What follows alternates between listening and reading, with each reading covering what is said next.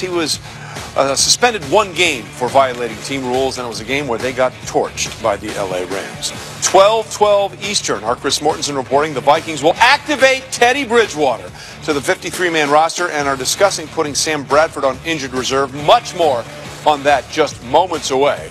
Also coming up today, all rise.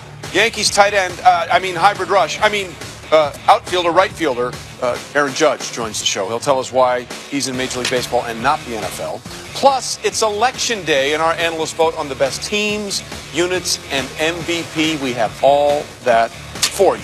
And with that, we welcome you into another edition of NFL Live. As always, glad to have you here with us. Trey Wingo, Tim Hasselbeck, and Louis Riddick. Lots to get into on a very busy day, and let's start in Minnesota.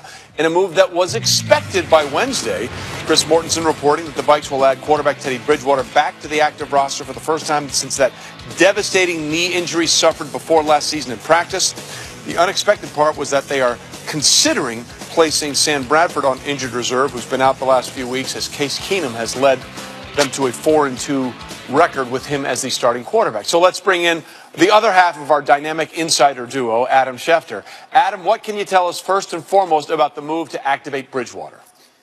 Well, Trey, this is something that I think everybody had been working towards and building for all during the season. And the hope was that Teddy Bridgewater would come back now, and that is, in fact, going to happen. Really, it's a remarkable recovery from a player who suffered a catastrophic knee injury last August that really ends the careers of many NFL players that have had this injury before. There were some who wondered whether Teddy Bridgewater ever would play again, but in part to his attitude and obviously all his work, he is coming back. He is going to be activated, and the Vikings are hoping that at some point later this season he'll be able to start for them. As for Sam Bradford, he's having his shoulder examined or his knee examined right now. Obviously, there could be arthroscopic surgery that's performed on that knee for Sam Bradford. That would not be a surprise at this point in time. And with everything that knee has gone through, all the trauma it has taken, the Vikings are discussing the idea of putting him on IR, which certainly sounds like it's a real possibility to have happen. There are some within the Vikings organization on the coaching staff who wonder whether Bradford will be able to play at all again this season. And so with that in mind, and with Teddy Bridgewater nearly ready and him being ready to be activated, it makes sense. Activate Bridgewater, IR, Bradford. We'll wait to see those moves become official at some point this week, Trey. All right, Adam, thanks very much. We'll check back with you. Don't go anywhere. Look, a couple of things to get into here with the Minnesota Vikings quarterback situation. First and foremost, if it indeed, guys, is another ACL injury for Sam Bradford, what does it say about his ability and willingness to go out there and try and play, 4 weeks ago on a Monday night game against a Bears defense where he clearly couldn't move, yet he wanted to go out there and give it a shot? I think it says a lot about his competitiveness and his toughness, both physical and mental, that you're even trying to go in that situation after all the damage had already been done to that knee, and clearly he wasn't right. Yeah, it speaks to this, that it's always dangerous to try and be tough with someone else's body and try and get inside someone else's head as far as just how committed they are to the game and what their pain threshold and what their level of tolerance and their level of commitment is. It's always dangerous because we can sit on the outside and sit here and subjectively look at someone and go, you're not very tough or you're not really pushing through. And you just don't know. And until we find out more information, we won't know. We just know this. He wasn't himself that night. Clearly. You could tell clearly he was fearing for his own safety, and maybe rightfully so if it bears out that he actually had a very significant knee injury. Yeah. The other side of this is hopefully really good news because so often we see catastrophic injuries that end careers. We thought we might have seen that with Bears tight end Zach Miller just a couple of weeks ago, but the reporting from Chris Mortensen that it was a remarkable, heroic effort by the surgeons to save that leg and maybe keep his career going. The same thing was said a year and a half ago about Teddy Bridgewater. I mean, when the team at the facility had to bring in emergency services, you knew it was bad. This has the potential to be a really feel-good story here for Teddy Bridgewater. It most certainly does. And from the moment of the injury, I mean, you just, see the devastation when Mike Zimmer was talking about it afterwards. It feels like everybody was pulling for Teddy Bridgewater, A, because they liked him. They liked being a teammate of his. They liked coaching him, liked being around him. But B, because they knew how difficult it was going to be to even make an attempt at coming back.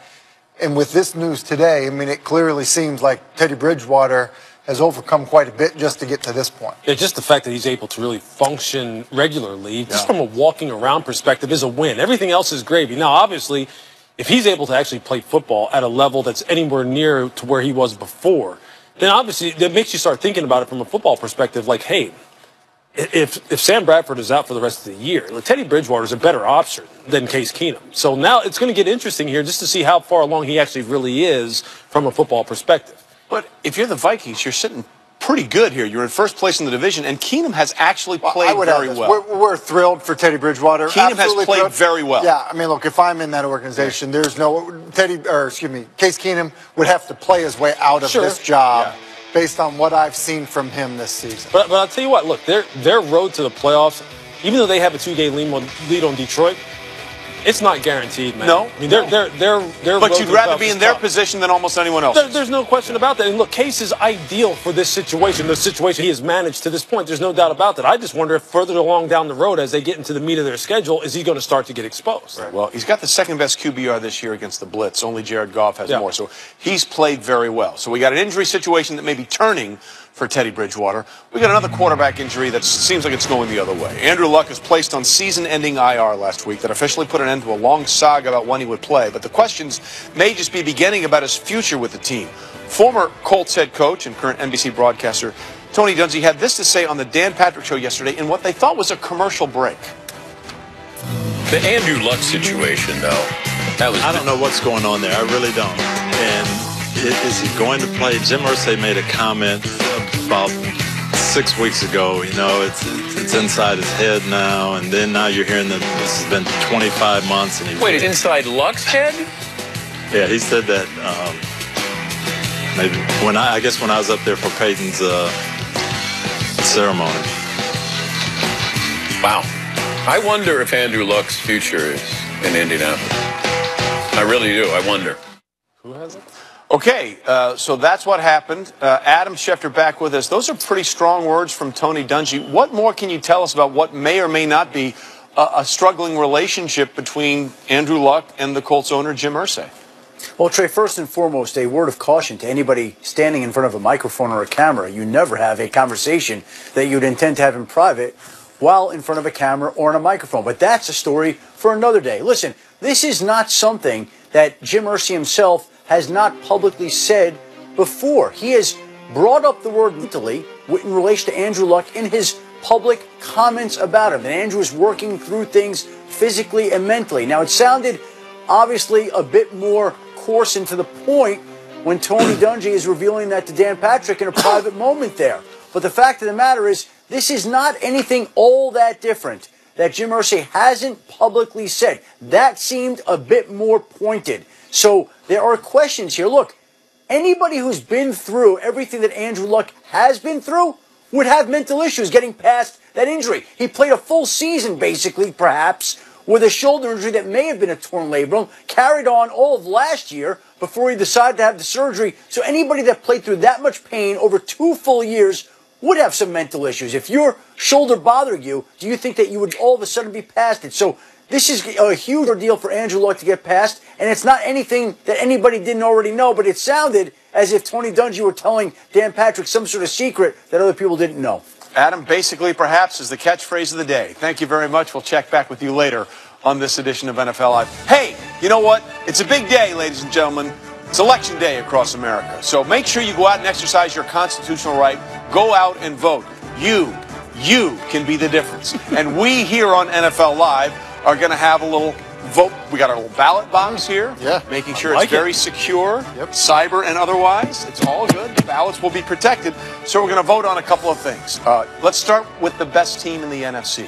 Who right now is the best team in the NFC? You know, I'm going to go with the Los Angeles Rams. And I'm going to tell you why. It's a shocker, right? Yeah, it is a big shocker. You've been consistent all year. I admire I'll tell you why. It's because, look, in 2 phases, they already do dominate. Offensive side of the ball and on special teams. They have the leading scorer in the National Football League, and Greg Zuerlein is their kicker. They have one of the best passers in the NFL, and they have the best running game in the NFL to complement one of the best deep passing games. They take care of the football. They're efficient in the red zone. They're getting more efficient in the red zone, I should say. And Jared Goff is on a roll right now. Defensively, they can put the quarterback on his back. They need to shore up some things in the running game, but I think right now they are trending in the right way. So, there it Rams, is. Let's put it on in there. There you go. You always want to conceal your vote. But well, it's okay. Since you've just done that, it's probably not an issue. Yeah, it's all right. All right, it's all right. Tim, where's your vote? Well, I'm actually going to go with the team that's actually lost the fewest games this season. You know, the team that's You are the so best traditional. team. You are so traditional. Oh, yeah, we can always just look at the reality is it's the Philadelphia Eagles in my estimation. You look at them, just take a look at them offensively. Clearly, they have a quarterback playing well. They make the trade for Ajayi, but they've got a bunch of running backs that played well this past week. They've got good receivers. They got a good tight end, an offensive line that seems to be getting better even with the injuries they've had. And then defensively, the big concern, obviously is at the linebacker level, but they've got young guys in the secondary playing well, and I think it helps having a veteran like Malcolm Jenkins in the back end, which I think is helping, some of those inexperienced linebackers. So, I just told you I don't have to conceal it, Trey. It is the Philadelphia Eagles. Kind of do it like Survivor and kind of like show Both of you, by the way, have history on your side. The Rams are 6-2 for the first time since 2001. They made the Super Bowl that year. There you go. Eagles are 8-1 for the 5th time in franchise history. The 4 previous times they've made it to either the NFL championship game or the Super Bowl. And they're heading for a showdown against each other. Which will be fun. Okay. I'm looking forward to that. So now let's go to the best defense in football. Where do we think the best defense in football was? I'm going to go up there in the north with the Minnesota Vikings. Wow. Why? And I'm going to give them the lead over who I believe Tim's going to vote for, only because one thing: they can stop the run, and the team Tim's going to vote for cannot. They are tough up front. They have 2 of the best edge rushers in the National Football League. They've got speed and athletic ability at the second level of defense, and they have a matchup shutdown corner. Although I know that the team that Tim's going to vote for has 2 of them. But I'm just going to say this: overall, complementary defense. They have it at all 3 levels, and they can stop the run. And Tim can't make that claim about his pick, so I'm putting in mine Vikings. All right, now I think we know where you're going. Well, I mean, listen, he's going to vote with the North. I'm voting with the South here is what I'm doing. And, yeah, I'm voting for the Jacksonville Jaguars. And, they're called Saxonville for a reason. Population 10. 35 sacks for the Jacksonville Jaguars. I think the other thing you have to realize is they've only given up 117 points. This is a ridiculous defense. And I understand that they're not stopping the run right now the way that teams like the Minnesota Vikings are. But you can stop the run with energy and effort, which I think does happen in the postseason. You can see that happen. And so I think Jacksonville, they do have a shutdown corner. And they just got they have 2. They got 2 of them. And they just get Marcel Darius that they think will help against that 31st They do. ranked. And you know what? They do a really good job of just getting under your skin a little bit. What are you talking about? What are you talking about? What do you mean? Ask AJ Green about that. Hey, voter intimidation, stop. Okay. Report it if you see it. Okay, MVP of the league right now. Who do we think it is? I'm going to go with Captain America, not you, but this one. Tom Brady. Very good. Very smart. Thank you for clarifying. Thank you for clarifying. Captain America. No, I was terrible. Okay, look, I'm going to go with Tom Brady only because, look, the guy is playing this at a ridiculous level. It's hard to argue against it, and he's doing it without one of his best weapons in Julian Edelman. The way he takes care of the football, decision-making, explosive plays down the field. He is able to complete these plus 25-yard passes amazingly with a revolving cast at wide receiver where he just doesn't even know who he's going to have from week to week, and an offensive line that right now is still coming into its own. A run game that is very, let's just say it's game plan specific week to week. Some days they may ask him to throw the ball 65 times and then run it 2. They won a game last year when he was their leading rusher. That's right. So look, I mean, it's hard. Look, I know it's easy. You can say Tom Brady's MVP every year, but I'll tell you what, the guy is just legit, and he's playing at a super high level. So their Super Bowl aspirations are going to be on him. All right. Well, listen, I think the opposition would say that it's just Brady fatigue when you don't choose Tom Brady. Maybe that's the case. That's fair. That's fair. But I also think it's hard to not at least consider Carson Wentz. Carson Wentz and what he is doing.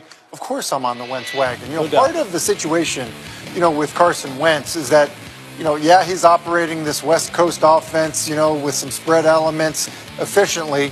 But just look at some of their games this year that have been won because of his athletic ability and mobility. His Houdini-esque routine. His Houdini-esque routines and ability to escape. Yeah. That's been the difference in these games. That's really, in many cases, why they are 8-1, going back to week 1 of the season. And so I think because of that, his play has truly elevated the rest of that group. And so, yeah, maybe it's fatigue, but maybe it's the real thing. Well, it's interesting. Either way, it's cast. It's interesting with votes. Those 2 big Houdini routes were both against Washington.